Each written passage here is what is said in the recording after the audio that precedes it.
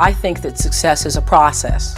Merci, mais non, parce qu'en fait, je vais arrêter le métier. J'assume pleinement la responsabilité de cet échec et j'en tire les conclusions en me retirant de la vie politique. On est là à rien faire, on n'a qu'une vie, c'est chaud. Un jour on va crever, on n'aura rien foutu. C'est un jour très spécial. Bienvenue dans mon dernier jour, le podcast qui parle des ruptures, des fins, des départs, des démissions. Bonne écoute. Salut Edmond. Salut Justine. Comment tu vas? Super, ça va très bien et toi? Top, merci beaucoup d'être notre première invitée sur notre podcast. C'est un grand plaisir pour moi. Cool. Alors, tu es là pour parler de mon dernier jour. De quel dernier jour vas-tu nous parler? Alors, je vais vous parler de mon dernier jour en tant que prêtre. En tant que prêtre? Eh ouais. Pour contextualiser, tu as quel âge? Alors, pour contextualiser, j'ai 26 ans. D'accord. Et tu as déjà été prêtre? Ouais. Alors, comment s'est passé ton dernier jour en tant que prêtre?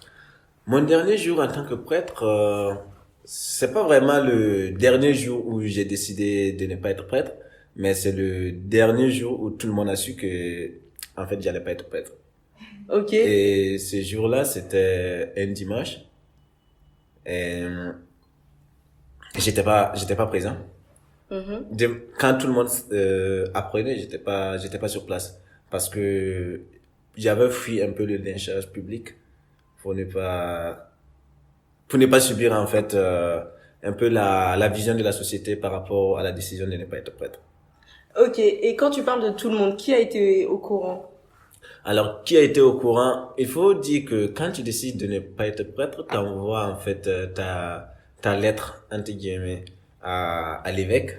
Une lettre de démission. Une lettre de démission à l'évêque et l'évêque te répond en mettant en copie, si je peux dire, mais c'est une lettre physique, en mettant en copie tes parents et le curé de la paroisse. Qu'est-ce que c'est une lettre physique? Tu envoies une lettre papier, d'accord? Ouais. Et il te répond en renvoyant une lettre également au curé et à tes parents. Et à tes parents. Il a envoyé une lettre à tes parents pour leur dire que tu renonçais à être prêtre. Que j'ai renoncé à être prêtre.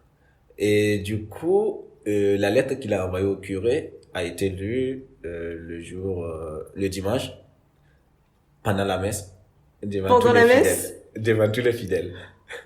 Et quand je l'ai vu venir, j'ai décidé d'aller faire la messe ailleurs pour ne pas avoir à vivre ça. D'accord, donc tu savais qu'il allait lire la lettre pendant cette messe-là et t'as décidé d'aller ailleurs ce jour-là. Ouais, je le savais. Pourquoi t'as décidé d'aller ailleurs? Parce que les gens ne comprendraient pas en fait que tu puisses décider en fait de ne pas être prêtre. Il y a toujours en fait une certaine attente de la société vis-à-vis de ce que tu vas devenir et ce que tu vas faire dans ta vie. Même si au préalable c'est supposé avoir été une décision personnelle que tu prends, mais du coup tu crées en fait une attente de la société qui n'arrive pas à comprendre que entre guillemets tu reviennes en fait sur ta décision de devenir prêtre parce qu'il colle déjà une étiquette de prêtre en toi et tu te fais déjà appeler monsieur l'abbé même si tu as toujours du chemin devant toi. Et donc du coup les gens se font l'idée que tu vas devenir prêtre et du coup c'est un choc d'apprendre que finalement tu ne seras plus prêtre. Et la première chose qui vient en fait c'est qu'ils te jugent, ils essaient en fait de comprendre. Et comme je vous ai dit, alors lire la lettre devant plus de 1000 fidèles qui te connaissent. Il y avait 1000 personnes à la messe. C'est vraiment la paroisse quoi. D'accord. Donc pour contextualiser un petit peu peut-être pour nos auditeurs, donc tu as grandi au Burkina, au Burkina Faso, et donc c'est au Burkina Faso où tu voulais devenir prêtre. Tout à fait. D'accord. Et au Burkina Faso, le fait de devenir prêtre est quelque chose de très bien vu et donc ta famille était fière de toi dans cette décision. Exactement. C'est bien ça? En fait, au Burkina Faso, généralement, pour déjà aller au séminaire, ça suppose que tu as un certain niveau intellectuel parce que c'est une admission sur concours et c'est un concours assez difficile et généralement, c'est les meilleurs qui y parviennent. Et juste pour, statistiquement, en fait, aux examens nationaux, t'as toujours les premiers qui viennent des séminaires parce que tu reçois en fait une éducation assez bien. Et quand on prend en compte le fait que tu avais déjà un bagage assez important, donc du coup, c'est un peu un prestige déjà. Et d'être au séminaire et ensuite être prêtre aussi, c'est très bien vu. Donc du coup, que tu décides d'y renoncer, c'est un peu mal perçu. D'accord. Alors, autant que ta famille se dise que lorsque tu as décidé d'y renoncer, c'est mal perçu et comprennent pas, moi, ce que je voudrais comprendre, c'est pourquoi tu as choisi de devenir prêtre. Alors, pourquoi j'ai choisi de devenir prêtre? C'est une très belle question. Tout remonte à 2005. D'accord. Et tout joyeux, innocent, disons. Et en fait, pour moi, un prêtre, c'était un peu une aspiration pour moi. Dans la mesure où il était tout beau dans sa soutane. Et c'était un peu ce que j'avais envie de devenir. Le prêtre, c'est un peu la personne qui connaît un peu tout, qui peut répondre à tes questions. C'est le mec qui a fait un bac+7. Donc, disons que c'est un peu dans ta petite communauté, c'est entre guillemets la personne qui a fait les plus grandes études. Et c'est le gars aussi qui a sa jolie soutane blanche, qui est vraiment beau dans son costume. Et tu as envie d'être perçu comme ça. Du coup, il y avait c'est une partie d'image liée à l'intellect, de se dire que c'est une personne cultivée, une personne intelligente. Il y a cette partie, et il y a aussi une partie où, en fait, je suis issu d'une famille assez pratiquante, donc une famille très religieuse. Et du coup, en fait, tu construis, en fait, ton monde autour de la religion. Et il n'y a pas mieux, en fait, il n'y a pas meilleure réussite dans cette situation que d'être un serviteur de Dieu, d'être un prêtre, en fait. Et donc, c'est comme ça qu'est née l'idée de devenir prêtre. Et alors, quand j'ai décidé de devenir prêtre, en réalité, je n'ai pas prévenu mes parents. Je leur ai pas dit que je voulais devenir prêtre. En fait, je suis allé passer le concours sans les avoir prévenus au préalable. Et ils ont appris que j'avais réussi en même temps que tout le monde. Tout le monde, c'est-à-dire? En même temps que toute la paroisse. De la même manière que ma lettre de démission a été lue, ma lettre d'admission a été lue aussi. Et donc, pendant la messe, ils ont appris exactement. que t'étais admis au séminaire. Que j'étais admis au séminaire. Et pourquoi ne pas leur avoir dit avant? Pourquoi ne leur avoir pas dit avant? Parce que déjà, on va remonter encore à 2002. D'accord, remontons encore. Alors, en 2002, j'étais pas vraiment le genre d'enfant très facile. Ah, t'avais quel âge en 2002, du coup? Alors, en 2002, j'avais 8 ans. D'accord, t'avais 8 ans et en 2005, donc 3 ans plus tard, à 11 ans, c'est là où t'as décidé d'intégrer le séminaire tout seul. Ouais. D'accord, ok. Donc, retour en 2002, qu'est-ce qui s'est passé? Retour en 2002. En 2002, mes parents se font affecter dans un village à 17 km de là où on vivait. Alors, j'étais dans une école primaire qui était très bien. Et une fois, en 2001, je me suis fait bastonner en classe, je me suis blessé et mes parents avaient refusé en fait de venir se plaindre. Et du coup, j'avais décidé moi-même de ne plus aller à l'école. Et donc, vu cet antécédent d'école buissonnière et d'enfants qui ne veulent pas aller à l'école, donc mes parents, en fait, ils se sont dit que c'est parce que je suis avec eux que je vais pas aller à l'école. Et donc, en me mettant avec une autre personne en fait, je n'aurais d'autre choix que d'aller à l'école. Et donc, quand ils se sont fait affecter en 2002 dans un village à 17 km un peu plus loin de là où on était, ils voulaient déjà, que je ne change pas, ils voulaient pas que je change d'école. Et de deux, ils se sont dit que, finalement, c'est une bonne idée, en fait, de le garder avec une autre personne. Histoire qu'il puisse continuer à aller à l'école. Sinon, en fait, il reste dans sa zone de confort et, en fait, on aura moins de moyens de pression sur lui. Ah, ils se sont dit que tu désobéirais moins à une personne autre que tes parents. Exactement. Et ils t'ont confié à qui? Ils m'ont confié à une tante. Okay. Une tante super sympa, mais dont j'avais peur. Et donc, du coup, en fait, disons que c'est cette terreur qui m'a fait, en fait, aller à l'école au début. C'est parce que t'avais peur d'elle et peur de ce qu'elle ferait si t'allais pas à l'école? Si j'allais pas à l'école. Et donc, ça m'a fait, en fait, entre guillemets, aimer l'école. Et donc. Mais ça t'a fait aimer l'école alors même que tu y allais par terreur? Ouais, j'y allais par terreur, mais avec le temps, vu que j'avais un bon niveau quand même, c'est-à-dire, au final, c'est un plaisir, en fait, d'avoir les meilleures notes en classe, d'avoir un peu, tu vois, d'être aimé par l'enseignant, de ne pas se faire taper, et quand même, parce que taper, c'est un peu commun, quoi. Et donc, du coup, ça fait que la relation avec les parents, ça n'a jamais été vraiment, disons, fusionnel. Dans la mesure où je les voyais que pendant les vacances. D'accord. Et donc, on communiquait très peu et bon, on parle d'une époque où le téléphone portable et tout ça n'est pas développé. Donc, il n'y avait pas vraiment de communication Et donc, quand j'ai décidé de passer le concours, je n'ai même pas jugé opportun de leur dire. D'accord. Mais du coup, ma tante et mon oncle avec qui j'étais, ils savaient. Ah, eux savaient. Ouais, ils D'accord. savaient. Mais mes parents biologiques, ils ne savaient pas. Okay. Et donc, ils ont appris ça en même temps que tout le monde. Il y a un point commun entre ce moment où tu dis que tu voulais, que tu as commencé à aimer l'école, parce que finalement, c'était, vu que tu avais de bonnes notes, t'étais bien vu, t'étais apprécié de l'enseignant. Et ça rejoint un peu ce que tu disais par rapport au séminaire, à pourquoi tu voulais aller au séminaire, en disant que c'était aussi parce que le prêtre, c'était une personne qui avait une bonne image, qui était bien vue. Et dans les deux cas, on retrouve cette volonté, en fait, d'être dans une position où on est bien vu et bien apprécié de la société.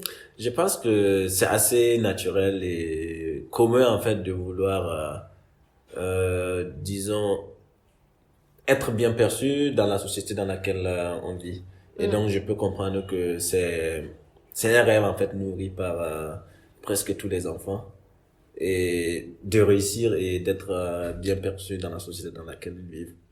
Donc, ouais. C'est vrai que c'est un lien que je n'ai pas fait, mais il s'avère c'est assez visible, en fait, le lien entre le fait d'aller au séminaire parce que tu veux être bien perçu et le fait de continuer à aller à l'école aussi parce que finalement, tu as des bonnes notes et tu es bien perçu. Ok. Intéressant. Et donc, raconte-nous, t'es admis au séminaire, on l'annonce pendant la messe devant 1000 personnes, tes parents l'apprennent en direct. Super content. Super content? Ouais, super content. Du coup, je me rappelle ce jour-là, mon père, il a parcouru 17 km pour venir me voir. Et il m'a amené, on a fait plein d'achats, il était super content, mais franchement. Ah ouais? Ouais. Il m'a acheté plein de trucs, auxquels je n'aurais même pas pensé et, franchement, ce jour-là, j'ai senti vraiment qu'il était très content. Ouais. Et, fier? Ouais, il était fier un peu surtout que j'étais en fait deuxième au concours.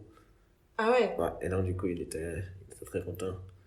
Et après, je suis allé au séminaire, j'ai passé 4 ans au séminaire. 4 ans, d'accord. Ouais, j'ai passé 4 ans au séminaire. Alors, sans mentir, je crois que ces 4 années étaient un peu les meilleures années, en tout cas de mon enfance. Pourquoi?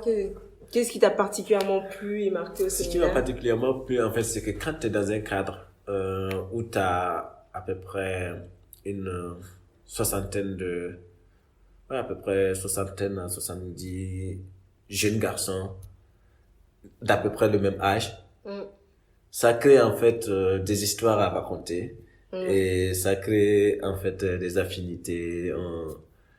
En fait, tu te retrouves entouré de personnes qui sont de ton âge, qui réfléchissent de la même manière que toi, et on n'est pas toujours sur la bonne voie, disons. Et donc, il y a quand même des histoires drôles à raconter tout le temps. Et même jusqu'à présent, en fait, mes meilleurs potes que j'ai rencontrés pendant cette période-là, à chaque fois qu'on se voit, en fait, on a toujours des blagues à raconter par rapport à toute cette connerie qu'on faisait. C'était t'as aimé la vie en communauté? Ouais, franchement, j'ai aimé la vie en communauté à cette époque-là. On était jeunes, et en fait, le fait de mélanger ce côté études vraiment académiques pures et la partie religieuse, c'était vraiment, en fait, c'était un mix assez cool. Et tous nos enseignants, ou presque tous, étaient des prêtres. Et donc, ça faisait que la profondeur avec laquelle, en fait, ils nous expliquaient des choses, que ce soit des choses, en fait, de la vie courante ou que des choses un peu académiques, c'était assez profond et je pense que c'est les meilleures expériences, en tout cas, que j'ai vécues. Et entre nous, toutes ces histoires vécues, toutes ces choses qu'on fait, un peu souvent détournées, mais assez marrantes. Mais rien de méchant. Donc du coup, t'es allé au séminaire. Est-ce que en y allant, t'y y allais vraiment parce que t'avais une certaine forme de croyance assez profonde en Dieu, ou est-ce que c'était uniquement parce que ça t'offrait une très bonne formation et qu'il y avait cette image de prêtre? Je pense que à 11 ans, c'est le genre de questions que tu te poses pas. D'accord. Et à 26 ans, si on te la pose, tu dis quoi? Alors, à 26 ans, je dirais que je suis plus allé en fait parce que je voulais le faire. Du genre, ouais, je vais le faire. J'ai eu le concours, je vais devenir prêtre. Après, je me suis pas vraiment posé beaucoup de questions sur les soubassements, en fait, de la vie des sacerdoces et tout ça. Mais je voulais être prêtre, je voyais des prêtres et c'était un peu des rôles modèles pour moi. Donc, oui, être prêtre, j'étais prêt, en fait, à vivre vraiment pleinement ma vie de prêtre. Mais est-ce que c'était sur la base d'une foi ou c'était plus parce que c'était une vie, en fait, que je voyais, qui me plaisait, que je voulais vivre? Je crois que c'était plus la deuxième option. C'était une vie qui t'attirait, c'était la manière de vivre des prêtres qui t'attirait. Ouais. Et surtout la jolie soutane. Et aussi l'occasion de pouvoir boire du vin pendant la messe. De pouvoir boire du vin pendant la messe. Ouais, ça c'était top. Et quel rôle a joué ta foi là-dedans? Parce que, même si c'était pas le moteur premier, il y avait quand même, t'avais une certaine foi. Ouais, je pense que le fait d'avoir grandi dans une famille religieuse, clairement, en fait, je pense que j'avais grandi dans une famille qui était moins pratiquante. Peut-être, ça ne serait pas en fait l'envie d'être prêtre qui m'aurait prise en fait. Et donc, le fait d'avoir grandi dans une famille religieuse, côtoyer beaucoup de prêtres, aller tout le temps à l'église, ça a fait qu'en fait, je me suis un peu projeté sur cette personne qui était tous les jours devant moi et qui expliquait un peu les passages de la Bible et qui n'était pas en fait, et c'était pas uniquement à l'église que je le rencontrais aussi parce que justement quand ta famille est assez religieuse, tu as beaucoup plus d'occasion de voir le prêtre en dehors de l'église et aussi dans la vie courante et donc du coup tu apprends à admirer cette personne qui est très intelligente et qui est aussi pour la plupart remplie de bonheur et un peu de douceur et de bon sens en fait et du coup tu vois en cette personne en fait ce à quoi tu aspires et donc la foi en elle-même, je pense qu'à 11 ans franchement, je sais pas si on peut parler de foi à ce moment. Mais peut-être que c'est une foi plutôt non explicite et non pensée. Peut-être qu'elle est là enfouie en toi, peut-être juste par automatisme ou juste par suivisme. Mais ouais, si on peut appeler ça la foi, oui. Et je veux revenir sur quelque chose que tu as dit qui est hyper intéressant, c'est de dire qu'en fait tes rôles modèles, c'était les prêtres là où tu vivais. Et comment ça se fait que c'était les prêtres? Parce que ça peut paraître assez surprenant. Est-ce que, par exemple, ton père ou ton oncle, qui par définition n'était pas prêtre, est-ce que ça aurait pas pu être des rôles modèles? Alors mon prêtre, il a voulu être moine. Donc juste pour situer le contexte. Ton père? Ouais. Il voulait être moine? Ouais. Ok. Et donc du coup, ça fait un peu... Non, ça montre un peu le côté vraiment, l'ancrage religieux dans la famille. Et le premier fils adoptif de mon père, il est prêtre en ce moment. Ok. Et donc, ça montre à quel point en fait la famille est très ancrée dans la religion.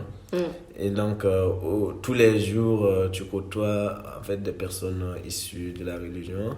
Et mon père, pourquoi mon père n'a pas été en fait de rôle modèle pour moi? Parce que mon père, son métier ne demandait pas en fait d'aller à l'école et tout ça. Okay. Moi quand même je voulais aller à l'école. D'accord, il y avait quand même une volonté de faire des études. Il y avait une volonté de faire des études. Et aujourd'hui en fait, quand j'ai tracé en fait... Alors, mon tout premier rôle modèle, j'y pense, c'était d'être Peul. Okay, ce qui n'est rien de... D'être Peul? Ouais. C'est-à-dire?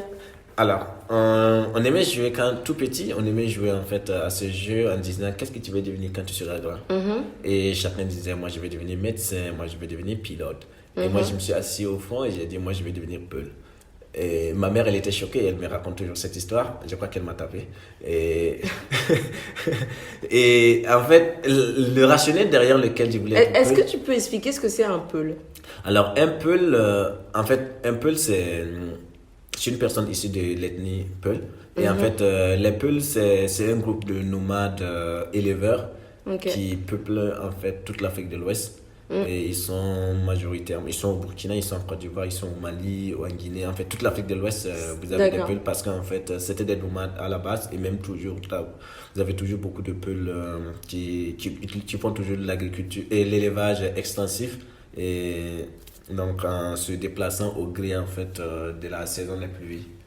Et donc les Peuls dans la société ils sont perçus comme c'est des éleveurs, donc ils ont toujours beaucoup de bœufs et ils avaient aussi, et les femmes en fait vendaient du lait le lait de vache. Et moi, j'adorais beaucoup le lait de vache, donc c'est la raison pour laquelle je voulais devenir peul. C'était assez simple comme raison. T'aimais bien le lait de vache, donc tu voulais devenir peul. Je voulais devenir peul parce que je me disais que les peuls, ils devaient bien sûr avoir beaucoup de lait, c'est pour ça qu'ils en revendaient une partie. Et du coup, de passer du peul au prêtre, je crois que plus tu grandis, en fait, plus tu te fais de nouveaux rôles modèles. Ouais. Et donc, du coup, je suis passé du peul au prêtre. D'accord, donc du coup, ton rôle modèle, c'est devenu les prêtres et donc tu t'es orienté vers ça. Ouais. Et d'ailleurs, peul et prêtre, c'est ma mère qui a toujours vu le lien, que je n'avais pas vu, parce qu'elle tenait vraiment à ce que je sois prêtre. En fait, le peul et le prêtre, ma mère trouvait qu'ils étaient pareils, en fait. Le peul, il garde le troupeau, il conduit le troupeau, en fait, vers la verdure et vers le pâturage et tout ça. Ouais. Et le prêtre, c'est à peu près son rôle avec les fidèles. Et conduit les fidèles et il leur annonce la bonne nouvelle. Un rôle de guide. Exactement, c'est le rôle de guide. Et ça aussi, je n'y avais pas pensé jusqu'à ce que ma mère trouve Effectivement. un peu le lien entre le fait d'être peul et le fait d'être prêtre. Effectivement. Et est-ce que tu peux, donc revenons-en au séminaire, est-ce que tu peux nous raconter comment, enfin ce qui m'intéresse, ça serait de savoir comment ça s'est passé sur l'enseignement religieux. Quel était l'enseignement religieux que tu as eu? Est-ce qu'il a répondu à tes attentes et à tes questions? L'enseignement religieux, je pense que je suis resté quand même sur une soif par rapport à l'enseignement religieux que j'ai reçu. Peut-être que si j'avais passé un peu plus de temps au séminaire, j'aurais eu les réponses que j'avais. Et c'est vrai qu'il faut dire qu'entre 12 et 15, 16 ans, c'est pas...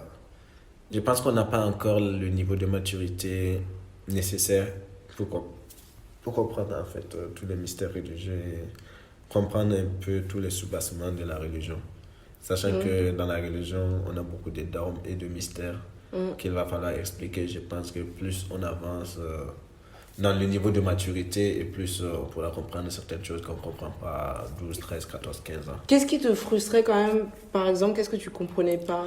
Alors, je pense que ce qui me frustrait, c'était beaucoup plus comment je faisais le lien entre ce qu'on m'enseignait dans la religion, ce que je lisais dans la Bible, et en fait, ce qu'on m'enseignait en fait à l'école, surtout au niveau de la science. Ouais. Parce que il faut avouer que, ok, on avait l'enseignement classique, donc académique pur, donc où on vous raconte l'histoire de Lucie qui a vécu il y a 2 millions d'années en Afrique de l'Est.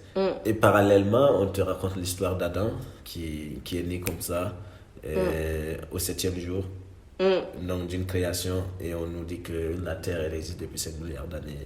Et donc, ça fait qu'il y avait quand même une certaine dissonance de mon côté et j'arrivais pas en fait à faire toujours la réconciliation entre ce que j'apprends en fait à l'école et ce qu'on m'enseigne au niveau de la religion.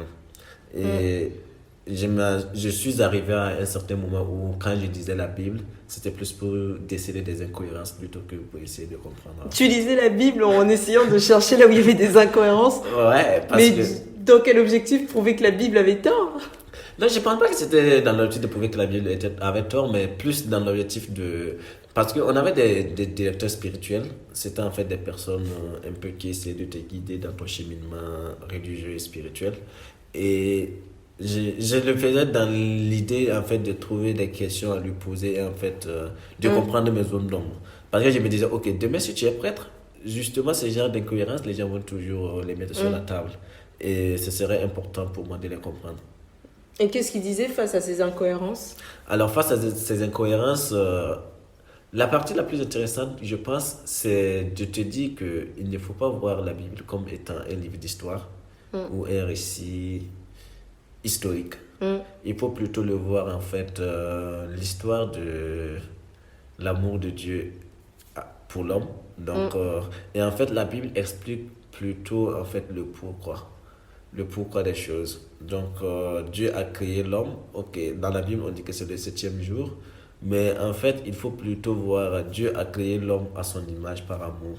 Donc, c'est plutôt ce côté-là qu'il faut voir au lieu de voir que c'est en 7 jours. Et on peut toujours, en fait, trouver des éléments dans la Bible pour justifier ça en disant, en fait, dans la Bible, il y a des passages qui disent, par exemple, pour Dieu, 1000 ans, c'est comme hier. Donc, ça veut dire, on peut assez facilement te dis que quand dans la Bible, on te dit que c'est peut-être un jour ou c'est 2 jours, il ne faut pas cela attendre des millions d'années ou des choses. Parce que Dieu, en fait, il faut pas le prendre au mot. Il ne faut pas le prendre au mot. Il faut plutôt prendre par rapport au sens intrinsèque qu'on donne à la chose, plutôt que de le voir comme un récit d'histoire.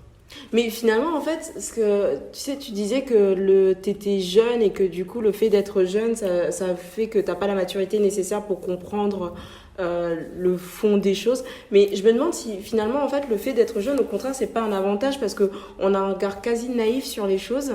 Et en fait, plutôt que d'essayer de conceptualiser les choses, de se poser des questions existentielles, on se dit juste, attends, dans la Bible, on me dit que ça a été fait en 7 jours, mais sur mon calendrier, je vois que c'est moins 2000, et dans mon cours d'histoire, on me dit autre chose. Bon, bah, en fait, je pose juste la question, et c'est peut-être ça qui permet, en fait, par rapport à un adulte, en fait, qui se mettrait des barrières ou qui conceptualiserait les choses, c'est peut-être justement le fait d'avoir un regard d'enfant un peu naïf qui veut comprendre, mais sincèrement comprendre sans juger, qui fait que du coup, on apprend en fait des choses et c'est d'ailleurs comme ça que tu as réussi à comprendre ça. Ouais, je pense tu as tout à fait raison parce que ma jeunesse m'a permis un peu de poser les questions là où un adulte, en fait, aurait déjà tiré des conclusions rapidement, sans poser, en fait, des questions.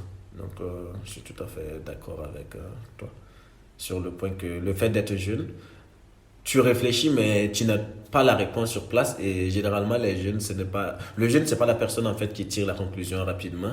Il est face à une situation, il ne comprend pas, il se dit ok, il y a une personne qui est là qui peut me guider, moi j'estime que je n'ai pas en fait la capacité nécessaire pour comprendre et donc je demande à la personne et c'est plutôt en fait cette jeunesse qui te permet en fait de poser les bonnes questions et de ne pas tirer en fait des conclusions hâtives et d'avoir en fait des réponses. Et je pense que c'est ce qui m'a permis en fait de comprendre aujourd'hui en fait ce que j'ai compris. D'accord.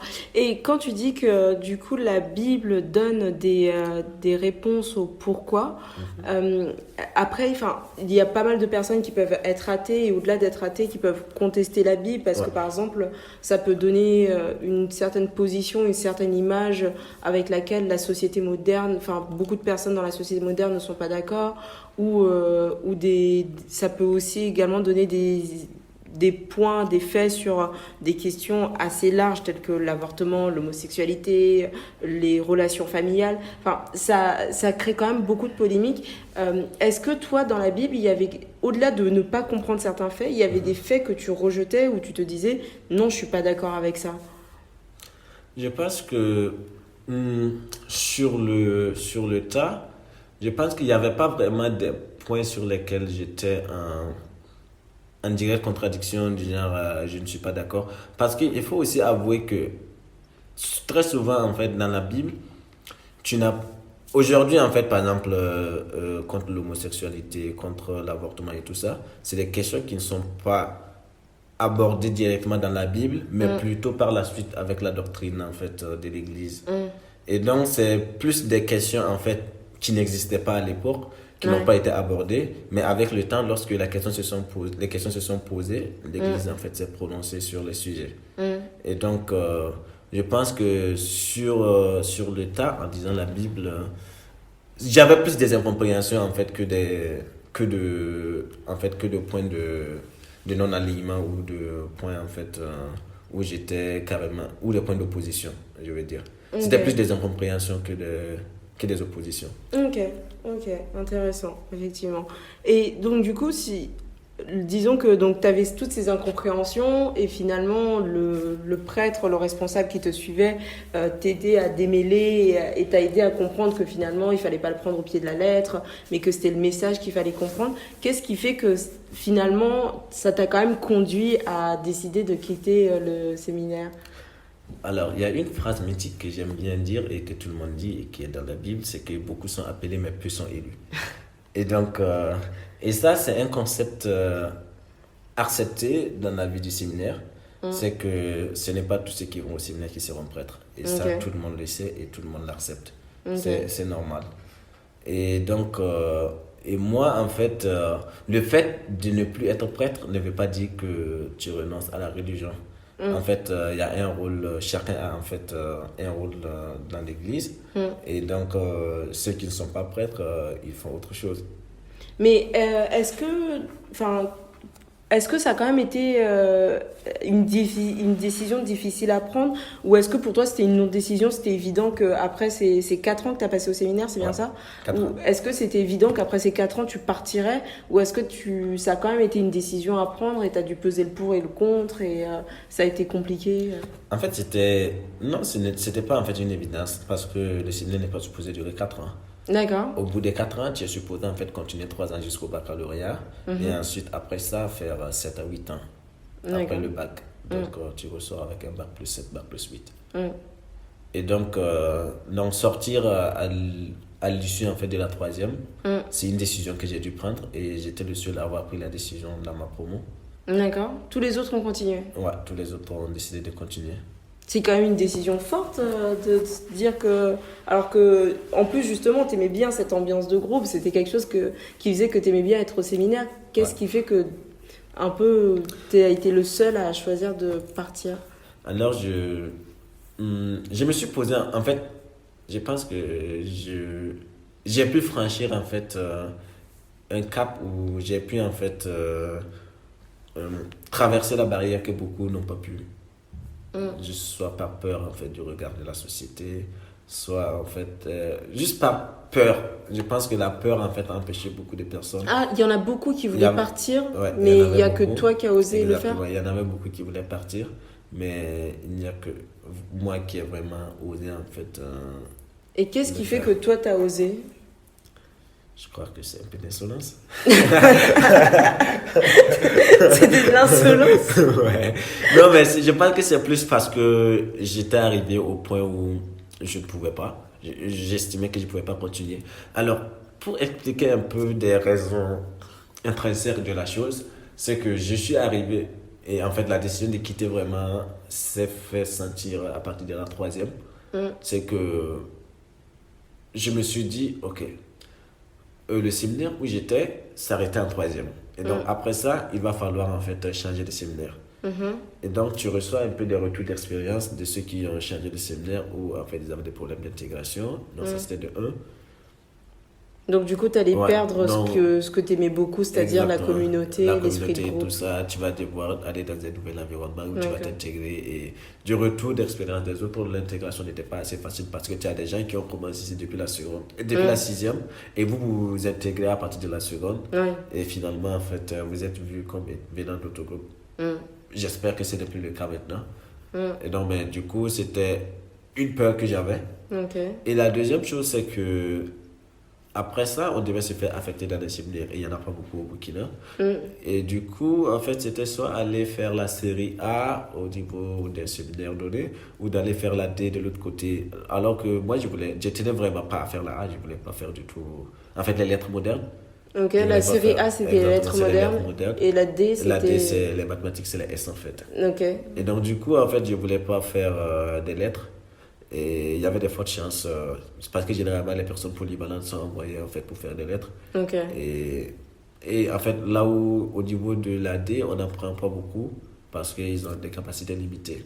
Et donc du coup, en fait, c'est une peur que j'avais, sauf que je ne le saurais qu'une fois après. Ah, alors, tu ne pouvais pas choisir avant? Non, tu ne pouvais pas le savoir en avance. Donc du coup, tu devais prendre ta décision de continuer ou de ne pas continuer avant de savoir là où tu es affecté. Ok. Et donc du coup, en fait, je pense que... Et l'autre chose, c'est que j'ai réfléchi un peu à mon avenir et je me suis dit, bon, ok, peut-être que c'est plus finalement ce que je vais faire. Et j'avais entendu parler du lycée technique de Ouagadougou. Et c'était un très bon lycée. Et en fait, les meilleurs de chaque région à l'issue du brevet étaient affectés là-bas. Et je me disais que j'avais les moyens de ma politique pour être parmi les meilleurs de ma région. Et donc, du coup... En fait, c'est une décision qui a été faite avant de passer l'examen. Mais je me disais que normalement, à l'issue de l'examen, j'aurais tous les moyens pour faire partie des meilleurs. Comme je vous disais, le séminaire, c'est une bonne formation. Très bien. Et donc, je savais que j'avais tout ce qu'il fallait en fait pour le faire. Et donc, je me suis dit, bon, ok. Donc, entre l'incertitude de savoir là où tu veux aller et franchement, cette volonté vraiment de... En fait, un peu disons cette vocation qui commence à s'effriter. Donc, je me suis dit, bon, autant s'y lancer, quoi. Autant se lancer maintenant qu'après. D'accord. Et est-ce qu'à ce moment-là, tu appréhendais déjà la réaction de tes parents, de tes proches, à savoir que tu ne serais pas au séminaire? Alors, je pense que oui, et c'est la raison pour laquelle je ne leur ai pas dit. Et d'ailleurs, pendant le temps où tu étais au séminaire, c'était quoi ta relation avec eux? Est-ce qu'ils t'encourageaient? Est-ce que tu avais beaucoup de contact avec eux? Ouais, alors ils m'encourageaient beaucoup parce que franchement, c'est ce qu'ils auraient espéré pour leur fils. Ok. C'est ce qu'ils auraient espéré à ce moment-là. C'est ce qu'ils pouvaient espérer de mieux pour leur fils à ce moment-là? Je sais pas si c'est de mieux, mais en tout cas, c'est ce qu'ils voulaient. Ok. Et aussi, ils se disaient que c'était mon choix délibéré d'aller au séminaire, donc ils ne pouvaient que m'accompagner dans cette situation. Donc, je pense qu'il y a eu aussi une certaine incompréhension quand j'ai décidé de quitter. En se disant, ok, écoute, c'est pas nous qui t'avons obligé à y aller, c'est toi qui as décidé délibérément d'y aller. Et donc, du coup, je n'ai jamais en fait manifesté vraiment un signe d'envie de partir. Ah, c'était un choc. Enfin, ils n'étaient pas préparés au fait que tu puisses ne pas continuer. Partir. Exactement. Ils n'étaient pas préparés. Et donc, je suis déjà à internaliser beaucoup de sentiments. Donc, ça fait que je ne les exprime pas. Et donc, tant que je les exprime Et le jour pas, où tu prends la décision, c'est surprenant. Ouais, c'est surprenant. D'accord. Et donc, du coup, en fait, il n'y a pas de signe avant-coureur, il n'y a pas de signe précurseur par rapport à ça. Ok. Et donc, tu as pris ta décision de quitter le séminaire. Ouais.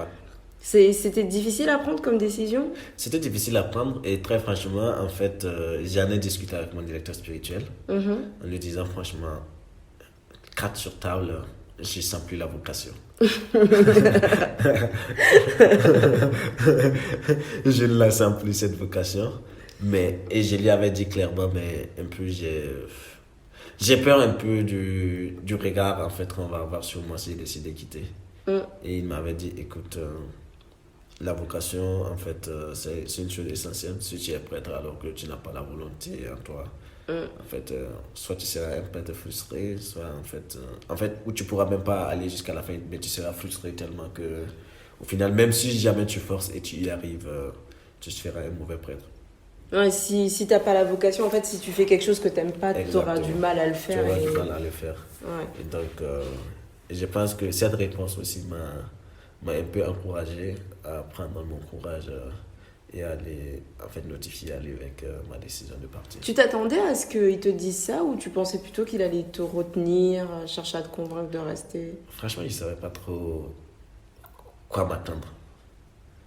Je me disais, je suis allé lui dire, vraiment, je suis allé avec une question, avec une inquiétude, et je ne savais vraiment pas ce qu'il allait me dire. Et ta question / inquiétude, c'était j'ai plus la vocation, qu'est-ce que je dois faire? J'ai plus la vocation, et j'ai plus la vocation, et je sens quand même une certaine attente par rapport à moi dans cette situation. Alors, qu'est-ce que je fais? Est-ce que j'écoute plutôt les attentes ou est-ce que j'écoute en fait mon cœur, ce que je veux? Et tu as choisi d'écouter ton cœur? Ouais. Ok. Et donc, c'est arrivé à ce fameux jour où le prêtre a lu devant 1000 personnes que... À mon absence. En ton absence. Ouais. Absence délibérée. Et t'étais parti où en fait? Alors, tu t'es dit quoi? Tu t'es dit que ça serait plus facile à gérer si tu n'étais pas là? Ouais, je me suis dit que ce serait plus facile à gérer si je n'étais pas là. Et la preuve, quand je suis revenu, personne hors mes parents n'a jamais osé me parler de ça. Ah oui? Ouais, mais en fait, tu sens le regard en fait des gens. Ouais. Et tu sens en fait des gens qui chuchotent en disant, ah ouais, c'est lui qui a quitté le séminaire. Ah donc ouais. c'est un peu, ouais. C'est un peu, mais tant que personne ne me le disait en face, ça ne me dérangeait pas. Et tes parents? Mes parents, on a dû faire un conseil de famille. Un conseil de famille? On a dû faire un conseil de famille pour que je m'explique. Pour que tu t'expliques devant toute ta famille? Ouais. Pourquoi tu avais c'est choisi juste de partir? devant mes parents, ouais. Pour savoir. Enfin, ils voulaient aussi comprendre un peu les raisons pour lesquelles j'ai décidé de partir. Et donc, et ensuite, qu'est-ce que j'envisageais en fait de ma vie. Et après, bon. Les résultats des brevets étaient sortis, j'étais premier de ma région et donc j'allais être affecté au lycée technique de Ouagadougou. Ouais. Donc je leur ai dit en fait, voilà, je comptais partir au lycée. C'est bon, j'ai mon plan B. C'est ça, j'ai mon plan B, je comptais partir au lycée technique de Enfin, Ouagadougou. c'était même ton plan A d'ailleurs. Ouais. J'avais déjà pensé en fait. Rester n'était pas une option. Exactement, j'avais déjà pensé à mon exit, donc c'était ça mon plan. Et donc ils ont accepté telle qu'elle est, voilà. Ok. La vie a continué. Et mais après? J'étais plus prêtre.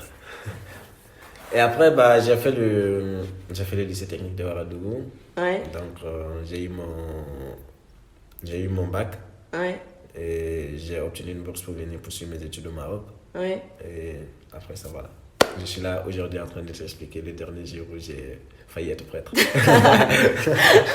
Et est-ce que tu penses qu'il aurait pu y avoir une fin parallèle à cette histoire? Ça aurait pu être quoi l'autre fin de Alors, cette histoire? l'autre fin de cette histoire, c'est que je suis diacre aujourd'hui. Et que l'année prochaine, je serai ordonné prêtre. Ah ouais? Ouais. Donc, si j'avais continué, ce serait l'année prochaine que je serais ordonné prêtre.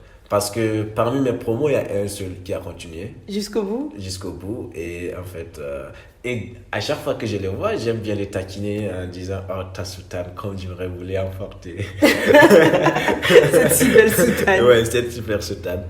Et pour moi, en fait, quand je le vois, Ouais. c'est un peu ma fin parallèle que j'imagine.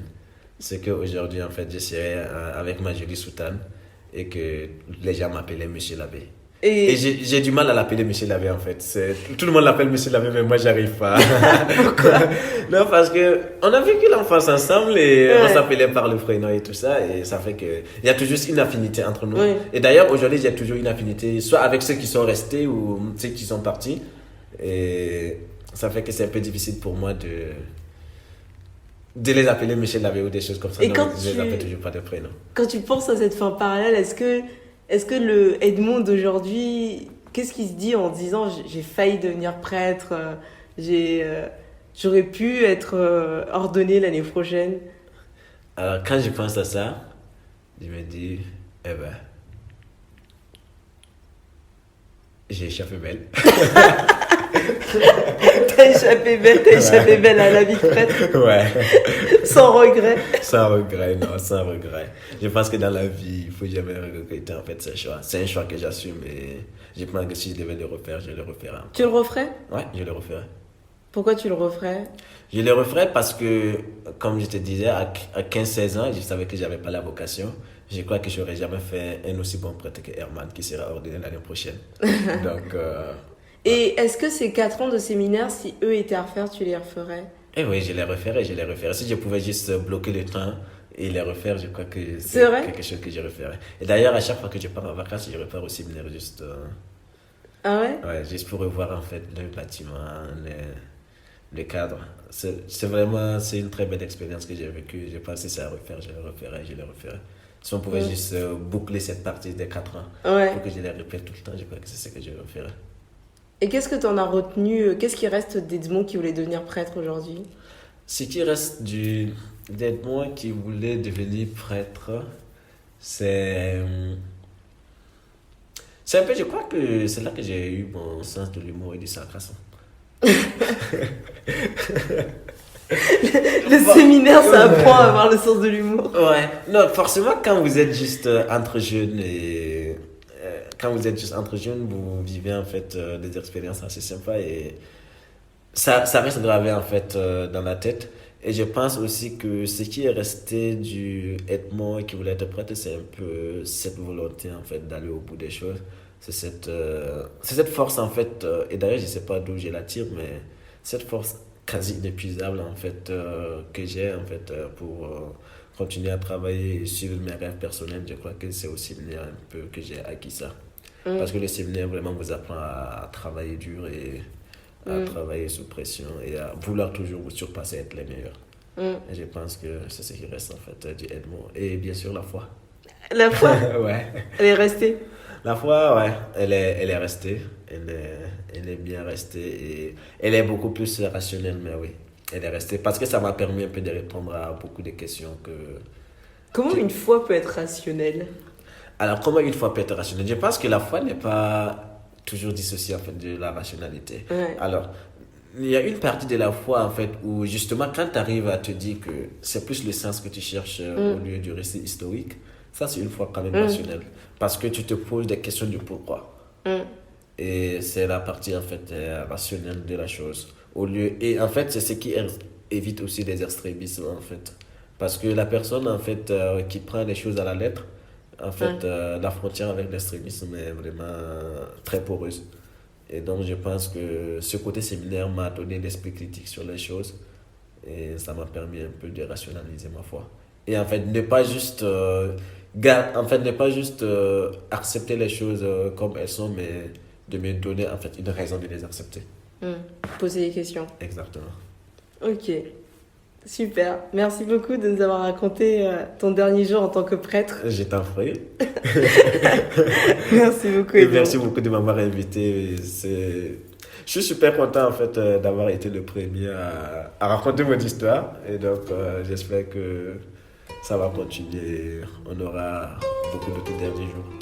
On aura plein d'autres derniers jours. Merci. Merci.